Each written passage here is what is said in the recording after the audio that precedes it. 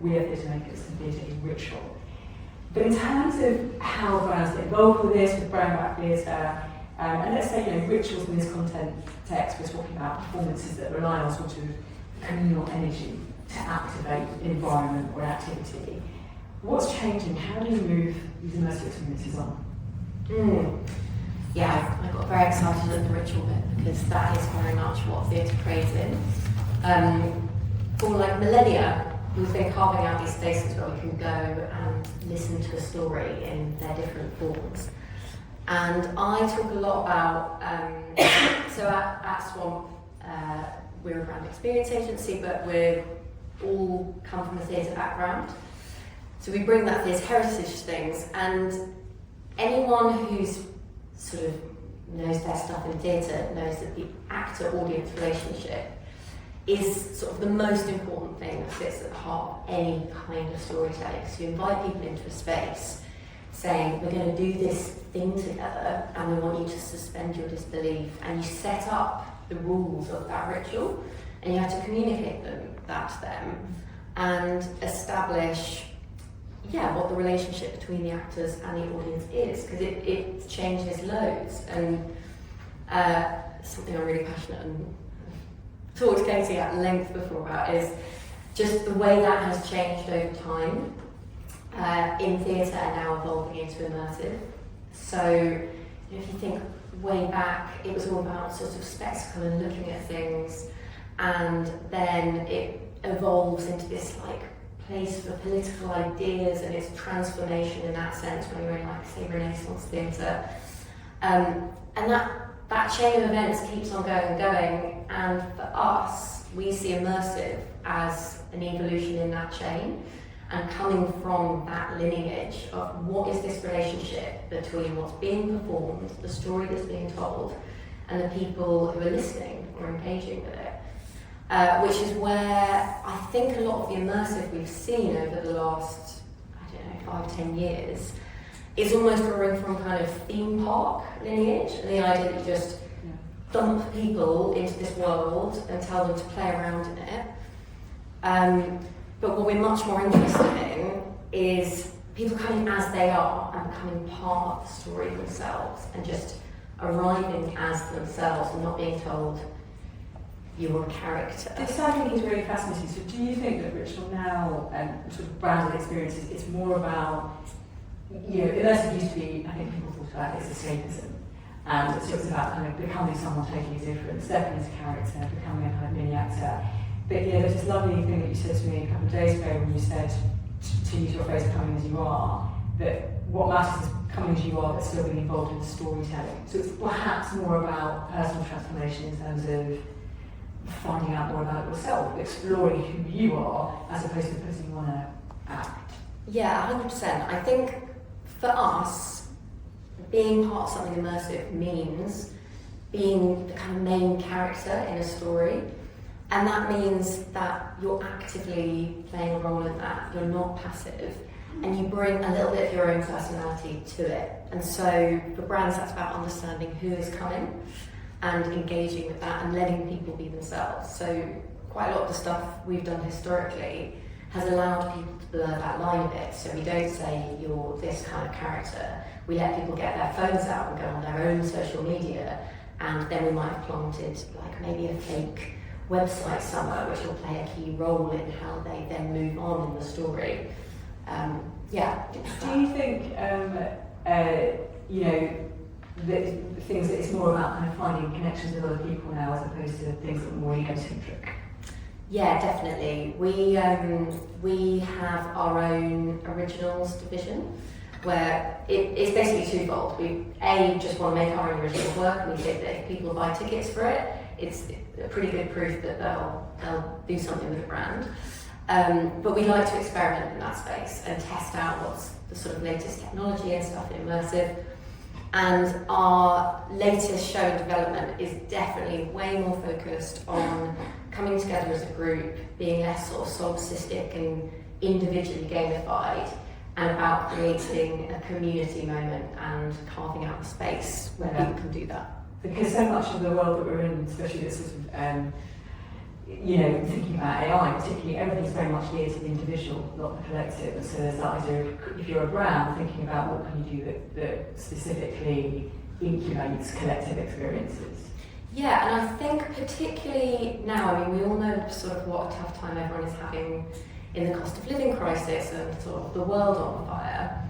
There's those spaces for people to come together feel very sacred, and I think if as a brand you're offering an affordable way for people to do that, it is truly meaningful, and it is a deep value rather than performative value. Yeah. I want to come back to you, another question in a minute, to talk about fandom, specifically talking about collectives, you can't ignore fandoms. John, we've had chats about this idea of sort of, you know, faith, spirituality, supernatural, you know, thinking about the Zaya slide that we had in there. I'd love it, you said to me yesterday, you know, to have what feels like a disposable, replaceable society is discombobulating. So you felt that kind of rituals give grounding. Can you, and the possibility of meaning, can you talk a bit about your thoughts on that? Yeah, I think it's interesting that when you've got all this new tech and you can go online on social media, meet new friends, and you can order things super quickly, what I'm interested in is just how we get kind of happiness and satiation out of various things. I mean, if you think about, like, you know, if you can get a takeaways are really quick, Uber Eats really quick, but then some things are really slow. If you make your own food, like, I mean, research has shown that the process of making your own food means that you're less hungry because you're having a relationship with those ingredients. And so I think that when we look at things like faith, religion, spirituality, and all these things, it's asking you to slow down.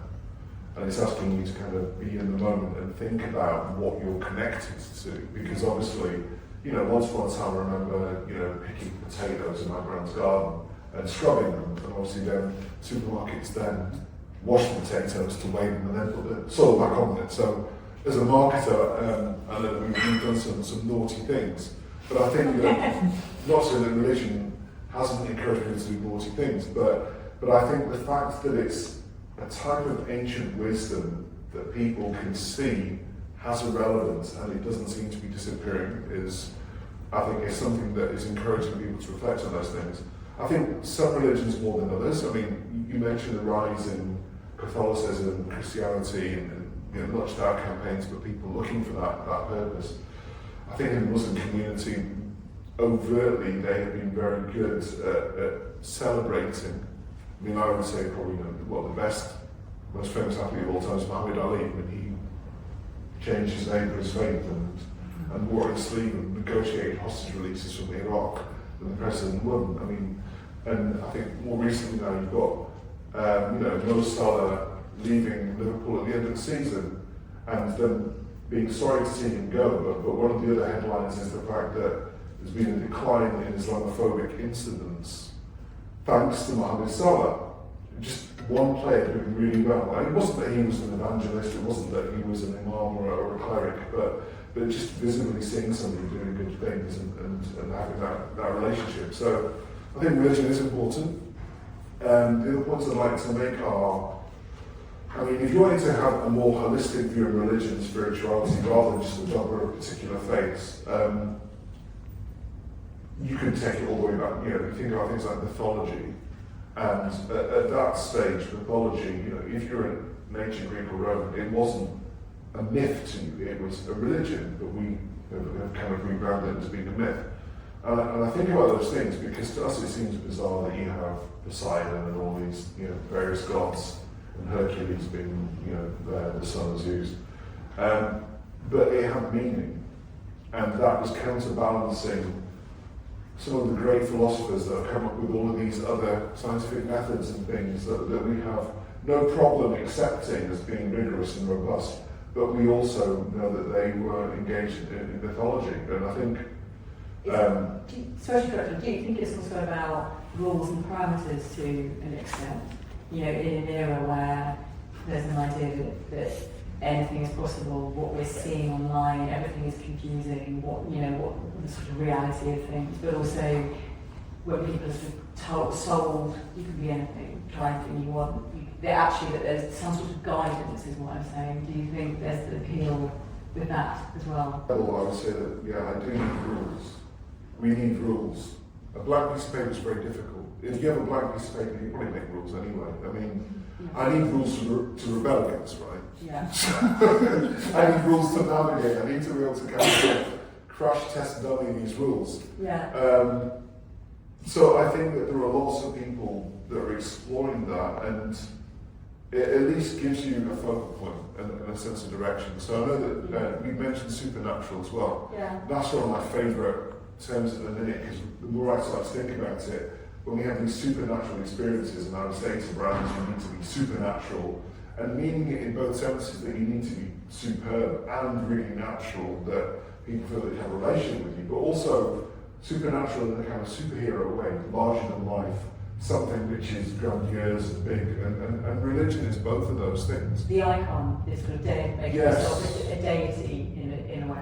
Yeah, I mean, when we talk about iconic brands, that comes from iconography, which is, you know, Orthodox Christianity, and you have avatars, which is coming from Hinduism. I think it's the fact that, let's say, probably about 20, 30 years ago, branding started to get really clever at thinking, okay, making these brands quasi-religious is quite a good hack. But we're in a situation now where it's like, brands ruin things really easily. Like, propaganda was the word that Edward Bernays brought back to life in 1928 when he wrote the book Propaganda. And propaganda in 1928 meant good news. And it came from the Roman Catholic Church, because the Roman Catholic Church had the word propaganda, which meant spreading good news, because people were leaving Catholicism. So they had a committee of people that would spread good news, and that was propaganda. Bernays goes, brilliant. He's the nephew of Sigmund Freud, and writes a book called Propaganda. You can buy it, it's about 100 pages, a couple of quid on Amazon. And he shows you how he can get people to smoke and all of these things, buy velvet. And now we see that word gets destroyed and has negative connotations. So I think that... Like entertainment, just going to mention that one. That's another one. Entertainment is when it has industry after it as well. Entertainment becomes a sort of slightly organal, but of course it actually means kind of the etymology of it is to hold between. Yeah, so I think that religion and brands are very sensitive now, but I think the last point I'd like to make in kind of this area is the rise in religion often is linked to politics. Yeah. And I'm not saying that that's a wrong thing, but it's a thing. But if you fuse those things too closely together and you politicize religion, it doesn't really explain the emotions and feelings that people are having. And it becomes really difficult for companies, because especially if you've got conflicts going on in the world, two certain communities, and politics is involved, it's kind of like it's a shorthand for, okay, this group of people, it's this political situation, this is happening. But it doesn't really, if you want to go deeper, you don't look at things on face value, not just according to these, criteria according to gender, ethnicity, race, nationality, religion and stuff like that. They don't help you to understand people. People have very different reasons as to why they're behaving in certain ways. And so I'd like to think that we're kind of moving to an era, well, we should be, where we tackle religion and politics, but we treat them as separate entities and not just put them together and think, okay, and I think that's been the challenge, right, with when 20, 30 years ago, when I was learning marketing, then they'd say, don't talk about religion, don't talk about politics, like find the common ground. But to me, that's basically vanilla and it's disingenuous. Before we move on very quickly, so you think actually, potentially, brands shouldn't have before you said brands really have the ick when it comes to religion. But bearing in mind the sort of things we're talking about here and in the deck, maybe it's time that the brands really shouldn't. They shouldn't. I mean, there are solutions which are, getting better intelligence, being represented completely higher, and also taking a deep breath and just going for it. Because I think one of the challenges is, because I've done a lot of work with companies targeting Muslim audiences, and forewarning people of like, okay, you are going to get a backlash from a vocal minority of kind of far-righters who are going to say that, this is, for example, I did some work with, can I mention the brand or? Yeah. Right. It was a few years ago. KFC. So at the time I was working with KFC, I think they had about 100 chicken shops that were compliant to for Muslims, halal certified, the profits are 20% greater. The most profitable KFC was in Brixton. It's the perfect place. You've got loads of Muslims, loads of ethnic people, loads of police, loads of clubbers. Like, no one goes to sleep. That was the most profitable chicken shop. But then you roll out all of their shops as being, like, you know, suitable for Muslims. And they had very strict kind of inventory conditions. They didn't cross-contaminate. And even the staff couldn't even eat pork at lunch in the shops. It made them 20% more profits, but they were always sensitive about being known as kind of these Muslim lovers or pandering to Muslims. And so you've got the global minority who are going to just be against it. But then even worse, for the minority that you are trying to stand beside, celebrate and elevate, there's going to be a group of people in there that are just not satisfied and not happy. And then you just feel deflated, like, oh, we did it for you, and you're not even grateful. IKEA did a great project with a consultancy called Amalia for Ramadan. Yeah, that was a great example where they, you know, IKEA, like after Ramadan, when people were breaking their fast, they made the space available, and they made it a kind of joke thing. If you're stuck in the tube, where do you break your fast? Come to IKEA. Genius, because you've got a community that you're working with, Amalia, who've championed the voices of Muslim women. You've got a PR agency. It was kind of, it all worked perfectly well. But I think that, yeah, that last point about not worrying too much about people you're trying to please, not necessarily being all happy. I think you just got to accept that you can't make everyone happy. It hurts, but you've just got to say, look, we did our best, we did our due diligence, we tried, and have that conversation and dialogue, rather than just think, okay, we did that, it didn't work, okay.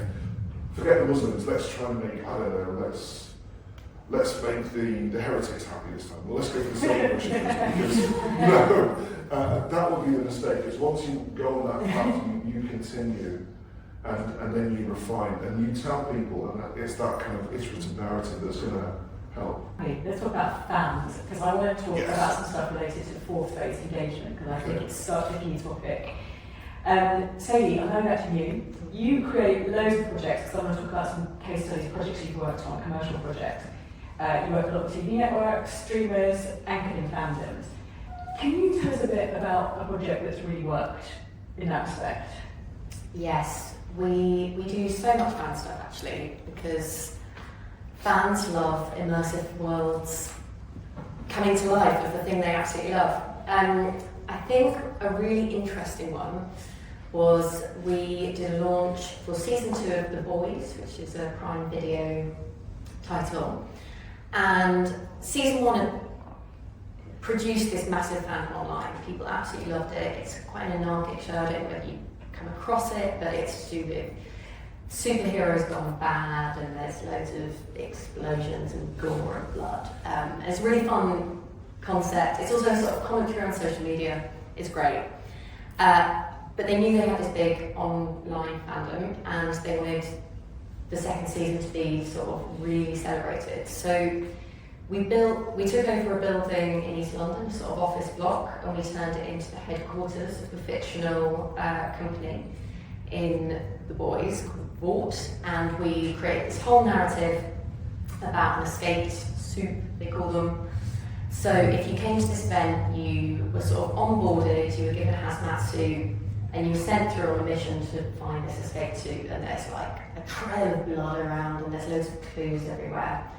It was really, really exciting for anyone who was able to come along, and there was sort of, we ran competitions to be able to, it was open for 2 days in London. The on-the-ground people who were able to come were so excited. But I think what was most interesting is we knew that there was a big crossover in the Boys fandom with gaming and Twitch. So we did a live broadcast from the experience onto Twitch as a gamified run-through of this whole space. So we had 12 different influencers from 6 different countries, so sort of partnered up. And one of the influencers would go through we had hidden cameras set up all over the place, also some handheld stuff. We sort of treated it like a film set essentially, and it got broadcast on Twitch. But what was then possible to happen is we built in loads of junctures where the fandom online could communicate with those content creators going through and influence the choices they made in real time as they were going through. They were able to ask them things like, oh, what should I say now? Where should I go? Should I go left? Should I go right? Da, da, da. So it took something that, only really related to the lucky people who were able to go through. I think it was probably about 2,000 people went through.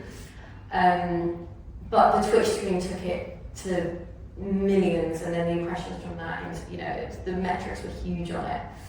And we quite often get asked on our advice of whether, what the value is in a live stream, or where do you get your reach from building the experience.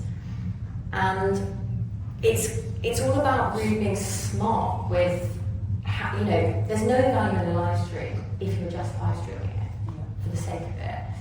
There is value if that community that lives more globally, worldwide, or wherever they are, if it means something to them. So, and it's the feeding back in, isn't it? Because John, we had a discussion about this recently where you were saying you felt far too many brand experiences were basically built just to fuel an online broadcast, basically. So actually it was really devaluing the experience of being in that store or in that activation, because it was almost like all the value was based on the online experience ultimately. It's kind of like a factory for online content. It's almost like the audience, they're like actors rather than actually really fans. So if you're doing an event, you have to think about each of those people, in the room at the time. What does that mean to them, and how do they have that experience? Versus the ones that are watching it live, versus the people that watch it at a later date. Yeah. And if it's done well, then there are some great examples. Because you're working on, are you going to have to say anything?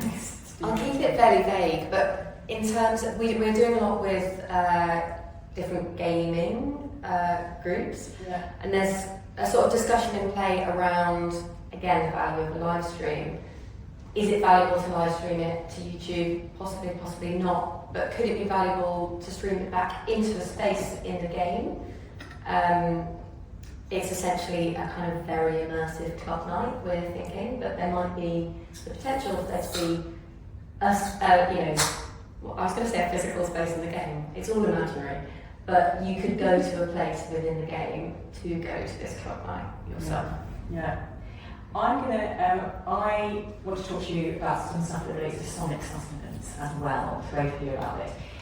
Now, Swamp are masters of multi-sensorial storytelling, but I know that sound plays a bigger part in these worlds than people might be aware of. Can you talk about the reliance on sound or the value of sound? Yes, sound is just so key. I think, I said the other day to you that we showed some clients some work.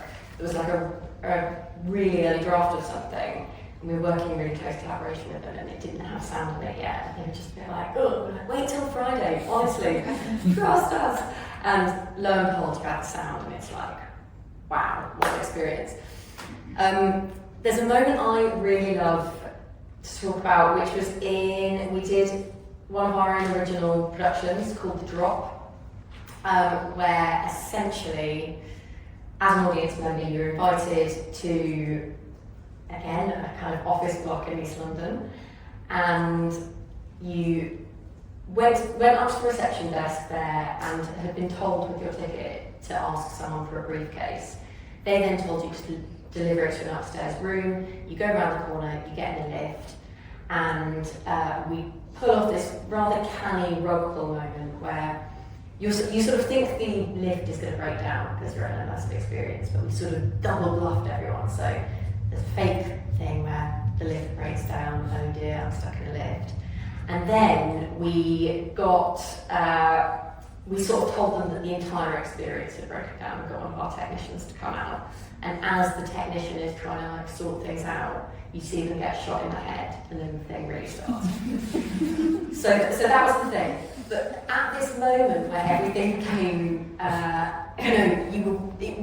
the rug was really pulled, and you can see we've got all the footage of people just being like,